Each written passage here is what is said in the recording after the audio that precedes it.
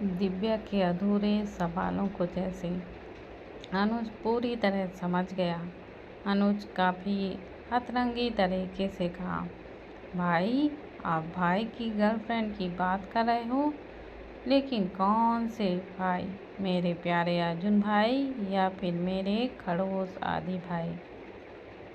अर्जुन की बातों से दिव्या अपनी नज़रें चुराने लगी और मन ही मन यही सोचने लगी कि आखिर उसने यह सवाल क्यों किया। यूँ अपनी नज़रें चुराते देख अनुज शरारत से कहा, मैं भी कैसे सवाल कर रहा हूँ?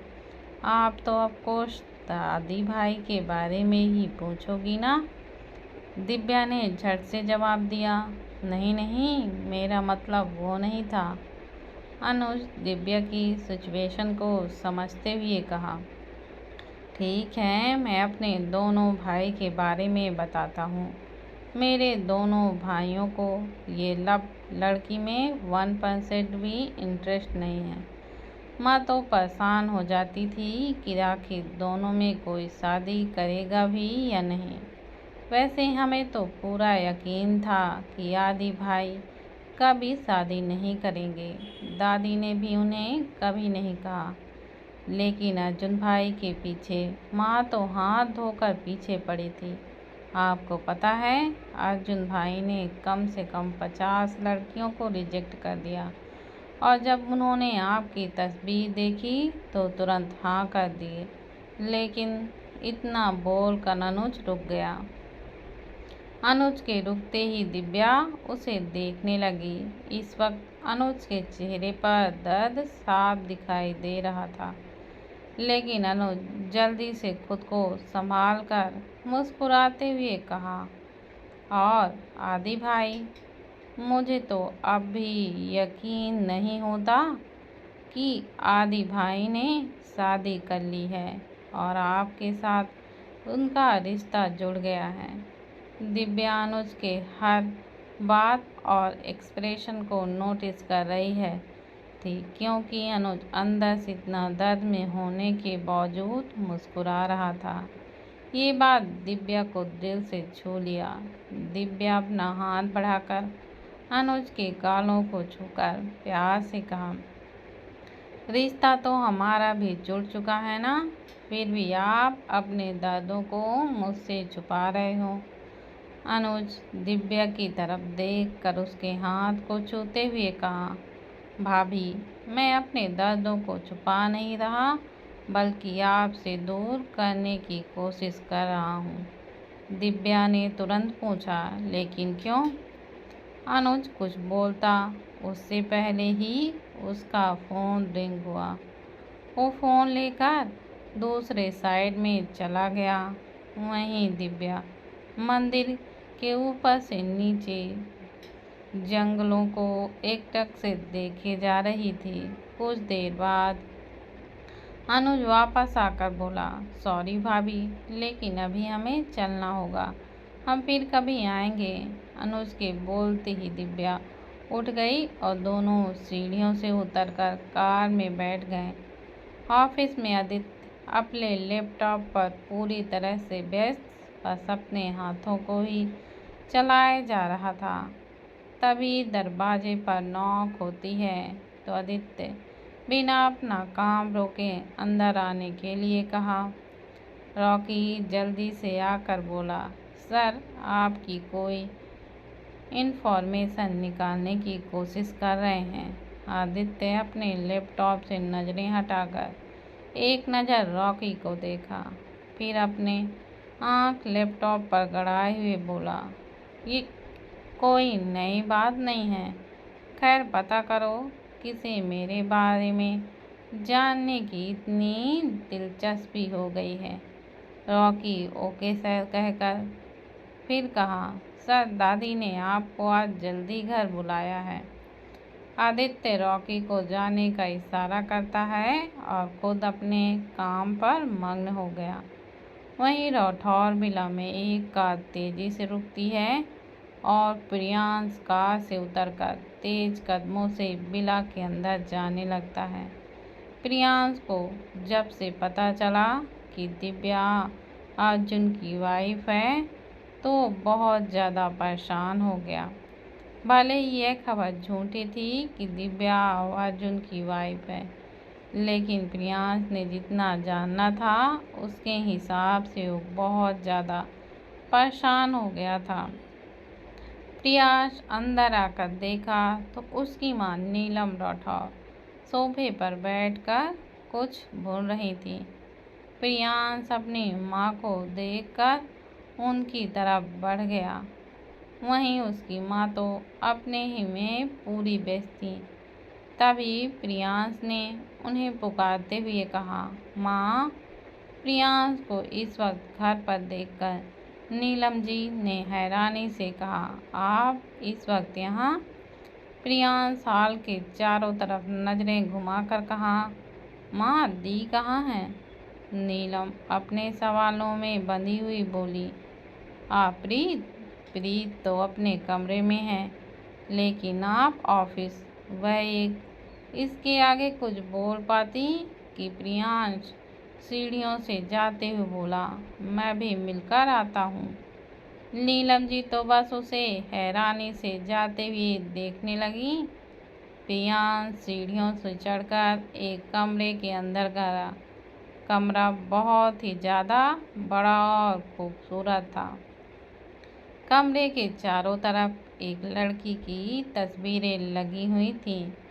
दीवारों पर सिर्फ उस लड़के की ही तस्वीर थी। वहीं प्रीत अपने बेड पर उल्टा लेटकर अपने हाथ में लिए तस्वीरों को बड़े ही प्यार से देख रही थी। प्रियांश आगे बढ़कर प्रीत के पास खड़ा हो जाता है। दी। प्रियांश के बुलाने से प्रीत अपने आशिक के ख्वाबों से बाहर आती है और सीधा होकर बेड पर बैठकर उसे देखने लगी। प्रियांश को ऐसे अचानक अपने कमरे में देखकर प्रीत ने पूछा, क्या हुआ छोटे, तू यहाँ अचानक? प्रियांश प्रीत की तरफ एक लिफाफा बढ़ा देता है। प्रीत लिफाफे को कंफ्यूज होकर देखने लगती है और कहती है, ये क्या है? प्रियांश इशारे से लिफाफे को खोलने के लिए कहा तो प्रीत भी उस लिफाफे को खोल कर देखती है। तो उस लिफाफे को देखते ही प्रीत प्रियांश को देखते हुए कहा, ये क्या है? प्रियांश जल्दी से उसके साथ बैठ जाता है और कहता है, दी, मैंने इन सब के बारे में पता किया है। ये सब का बैकग्राउंड के साथ नेचर भी ठीक है और कुछ से तो मैं मिल भी चुका हूँ। प्रीत प्रियांश की बातों को ना समझते हुए कहती है, ये सब तो मुझे क्यों बता रहा है? प्रियांश प्रीत का हाथ पकड़कर कहता है, क्योंकि दी, शादी तो आपको ही करनी है। जैसे ही प्रीत यह सुनती है, उस लिफाफे में लाई फोटो को फेंक देती है और वह चिल्लाते हुए कहती है, ये क्या बकवास है प्रियांश? प्रियांश प्रीत को समझाते हुए कहता है, दी, आप समझ क्यों नहीं रहे हो? जिसके ख्वाबों में आप खोई हुई हो वो किसी और का हो चुका है। प्रीत गुस्से से प्रियांश को उस लड़के की तस्वीरों की तरफ दिखाते हुए बोली, मेरा ये कोई ख्वाब नहीं है, ये मेरा प्यार है, मेरा जुनून, मेरा पागलपन सब कुछ है और ये मेरे सिवाय किसी का नहीं हो सकता। ये सिर्फ और सिर्फ मेरा है, समझे तुम? इतना बोलकर प्रीत गुस्से से कमरे से निकल जाती है और प्रियांश उसके पीछे पुकारते हुए जाने लगा। प्रीत विला से बाहर जाकर कार में बैठ तेज रफ्तार से चली जाती है। वहीं नीलम जी प्रीत को इतने गुस्से में परेशान सी हो गई और सामने खड़े प्रियांश को देखकर कहती हैं, क्या हुआ? प्रीत इतने गुस्से में क्यों चली गई? प्रियांश मासूम सा चेहरा बनाकर अपनी माँ को देखकर कमरे में जो हुआ वो सब कुछ बता देता है। सारी बातों को सुनकर नीलम जी काफ़ी मायूस और दर्द में कहती हैं, काश हमारे खानदान के बीच सब कुछ ठीक होता तो प्रीत को उसका प्यार मिल जाता। प्रियांश भी अपनी दी के लिए बहुत दुखी हो गया और अपने कमरे में चला गया। राठौर और सिंघानिया परिवार में आपसी दुश्मनी काफ़ी पहले से चलती आ रही थी, जिस वजह से दोनों ही परिवार एक दूसरे को जलती आंखों से देखते आए थे। दोनों की दुश्मनी न कभी घटी और न ही बढ़ी।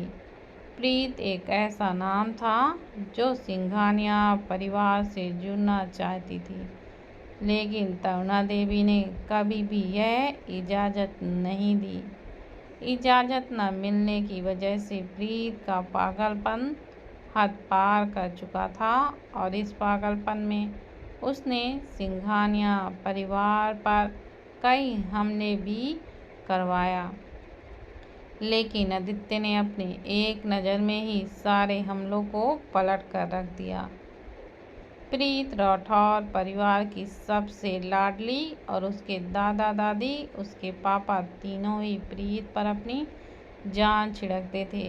प्रीत के कहने पर उन्होंने सिंघानिया परिवार को ये समझाने की कोशिश की कि ये सब अपनी दुश्मनी भुलाकर रिश्ता जोड़ें, लेकिन तरुणा देवी को ये बात रास नहीं आई और उन्होंने घर के बाहर से ही उन्हें ठुकरा दिया। इस बात से राठौर परिवार नाखुश सा हो गया। प्रीत के दादाजी का तो खून खौल उठा था। अगर प्रीत बीच में न आती तो उन्होंने कब का सिंघानिया परिवार को जान से मारने की साजिश रच लिया होता।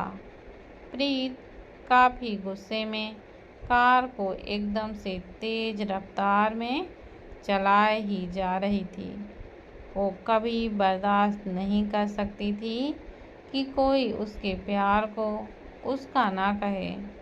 प्यार को जो काबू कर सके वह ऐसे ही अपने प्यार को जाने दे सकता है, लेकिन जब हद प्यार से आगे बढ़ जाए तो वह पागलपन का रूप ले लेता है। कार चलाते चलाते एक सुनसान सी सड़क पर रुक गई।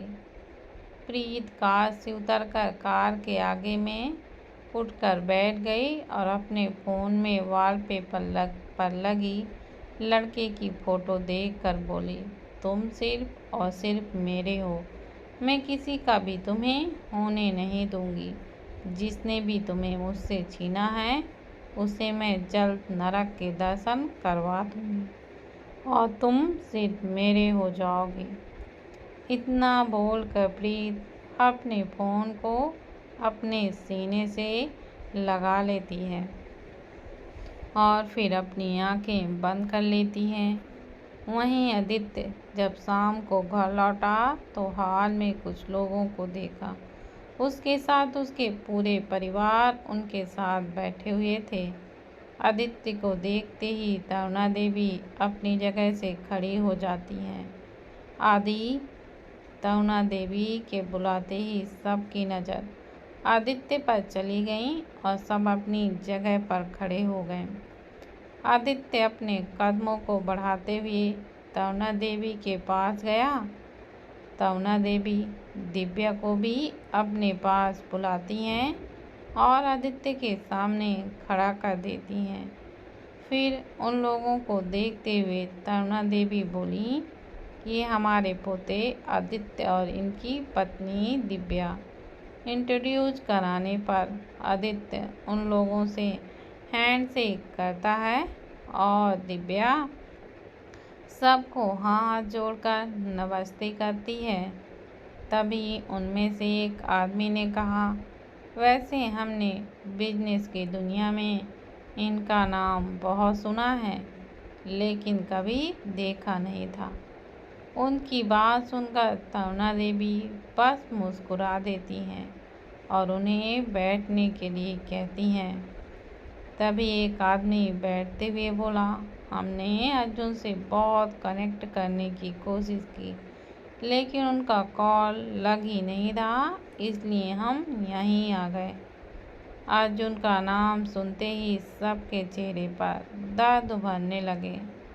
तरुणा देवी दर्दों को नकारते हुए कहती हैं, जी अर्जुन तो इस वक्त हॉलीडे पर है, इसलिए हमारा भी उनसे कोई कनेक्ट नहीं हो पा रहा है। तरुणा देवी का यूं झूठ बोलने से सबकी नज़रें उन पर ही एकदम ठहर सी गईं। वहाँ बैठे आदमी थोड़ा सा परेशान हो गया, लेकिन कंपनी को उनकी ज़रूरत है। कंपनी में बहुत बड़ी प्रॉब्लम हो गई है, इसलिए हम काफ़ी वक्त से काफ़ी परेशान हैं। तरुणा देवी भी थोड़ा परेशान हो जाती हैं, लेकिन फिर भी अपने परेशानी को छुपाते हुए बोली, अगर अर्जुन के अलावा हम में से कोई जाए तो। वहाँ के सभी लोग एक दूसरे को देखकर सहमति जताते हुए बोले, सिंघानिया परिवार के कोई भी वहाँ आ जाए तो सब ठीक ही हो जाएगा। यह सुनते ही तरुणा देवी राहत की सांस लेने लगी। फिर थोड़ी देर बाद दादी ने जवाब दिया, ठीक है, आदि वहाँ चले जाएंगे। जैसे ही वहाँ बैठे लोग यह सब सुनते हैं तो सब खुश हो जाते हैं, क्योंकि अर्जुन से ज़्यादा आदित्य कंपनी को संभालने की पावर रखता है। वो पल भर में सारी परेशानी यूं ही ख़त्म कर देता है। जहाँ कंपनी वाले खुश थे, वहीं दिव्या नाखुश सी हो गई। उन लोगों के कहने के मुताबिक आदित्य 1 हफ्ते के लिए वहाँ पर रहेगा। आदित्य का यूँ दूर जाना पता नहीं दिव्या को बिल्कुल भी अच्छा नहीं लग रहा था। तो एक नज़र आदित्य को देखती है। आदित्य हमेशा की ही तरह बिना भाव वहाँ खड़ा था। दिव्या की नाखुशी को कोई तो देख रहा था, जो बहुत अच्छे से नोटिस कर पा रहा था, लेकिन वो दिव्या के लिए कुछ भी नहीं कर सकता था। दिव्या की नाखुशी को अनुज साफ देख पा रहा था, लेकिन वह चाह कर भी उसके लिए कुछ भी नहीं कर सकता था। कंपनी के लोग सिंघानिया परिवार से विदा लेकर वहाँ से चले जाते हैं। आदित्य वहाँ से जाने ही वाला होता है कि तरुणा देवी कहती हैं, आदि कल ही आप चले जाइएगा और आपको वहाँ 1 हफ्ते के लिए रहना है। आदित्य सहमति जताते हुए वहाँ से अपने कमरे में चला जाता है। दिव्या मासूमियत से सीढ़ियों में चढ़ते हुए कमरे की तरफ जाने लगती है। अनुज के साथ साथ अब तब गौरव भी दिव्या की मायूसी को देख लेता है।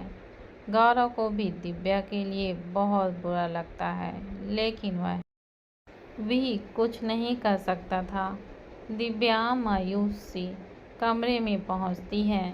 कमरे में पहुंचते ही उसकी नज़रें आदित्य को देखने के लिए बेकरार सी हो जाती हैं। वह इधर से उधर अपनी नज़रें घुमाती है, लेकिन आदित्य कहीं नहीं दिखता। दिव्या बेड पर जाकर बैठ जाती है कि तभी आदित्य वॉशरूम से बाहर आता है।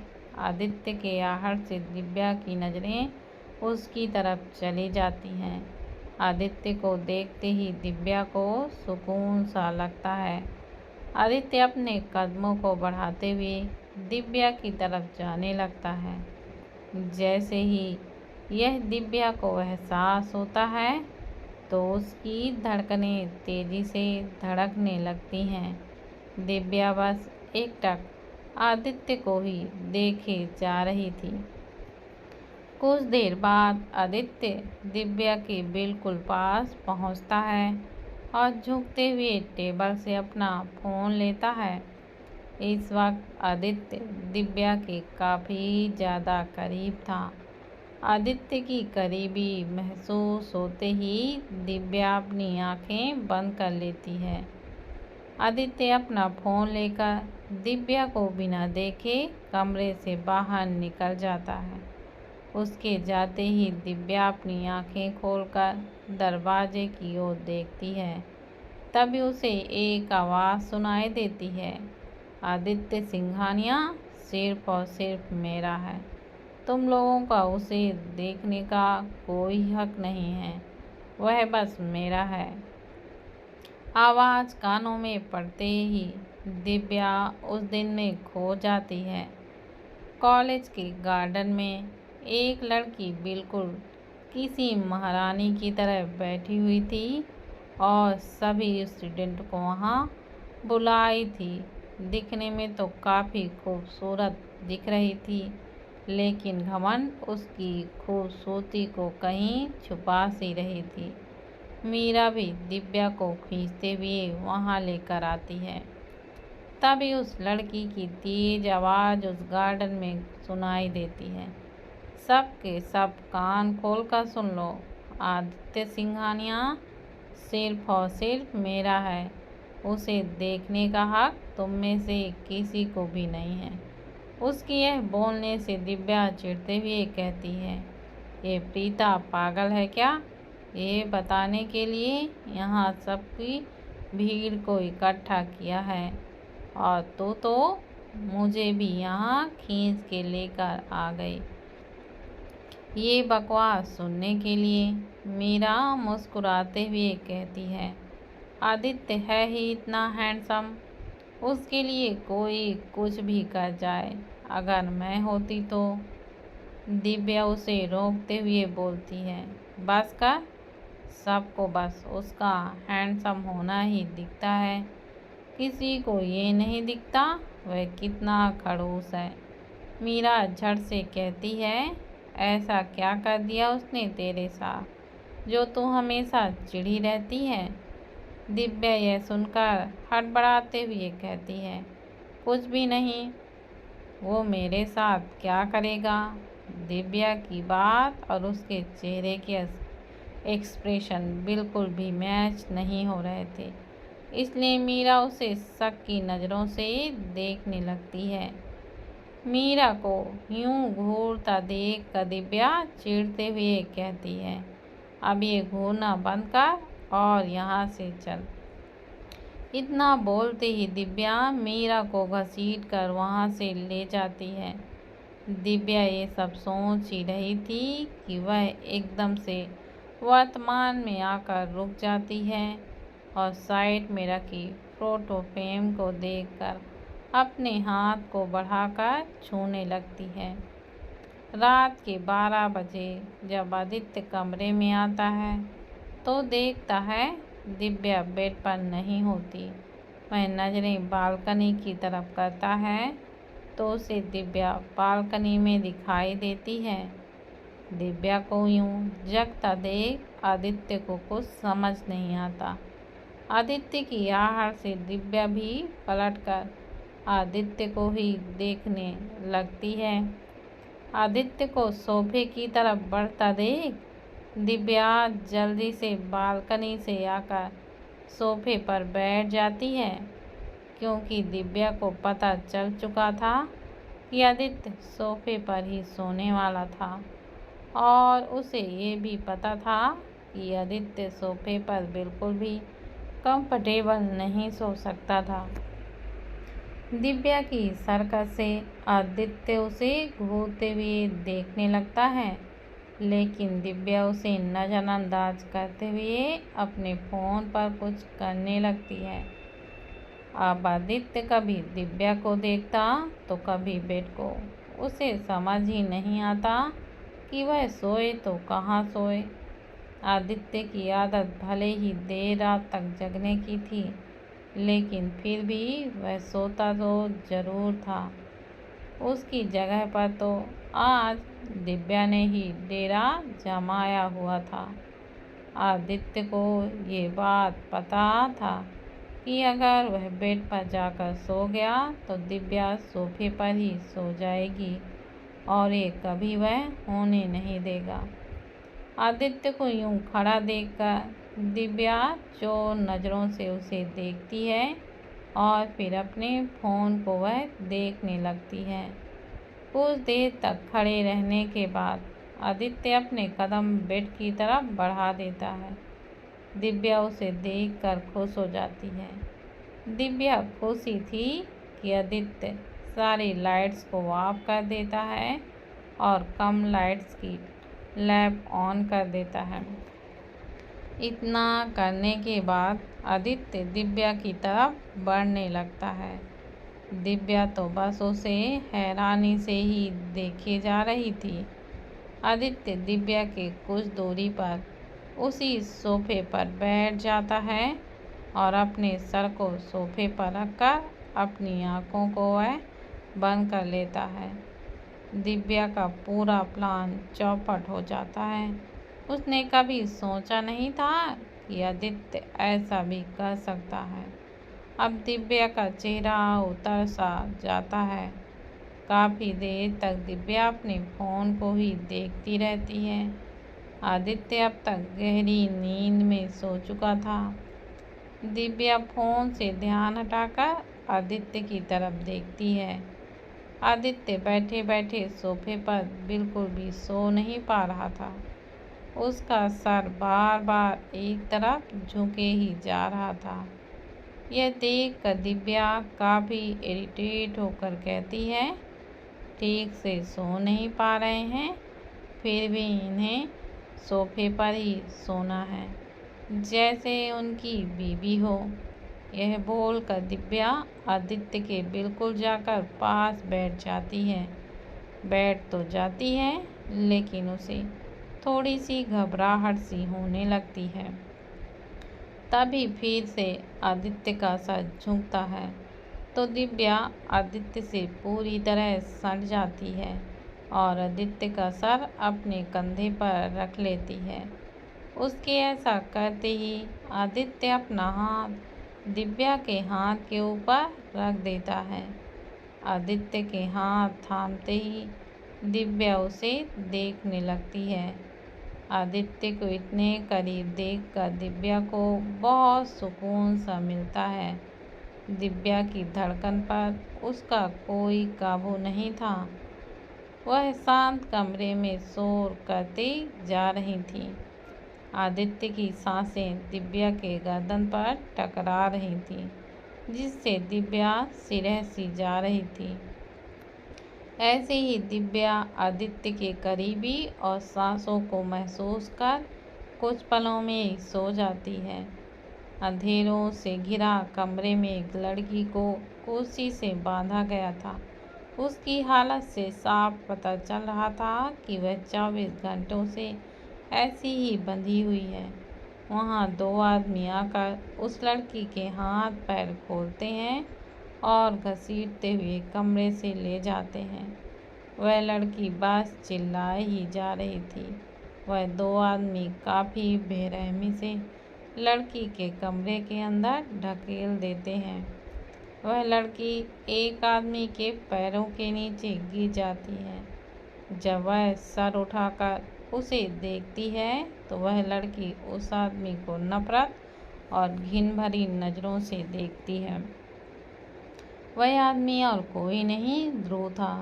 तभी वह दोनों आदमी में से कहता है, बॉस, यह लड़की आपको मारना चाहती थी। हमने वक्त रहते इसे पकड़ लिया।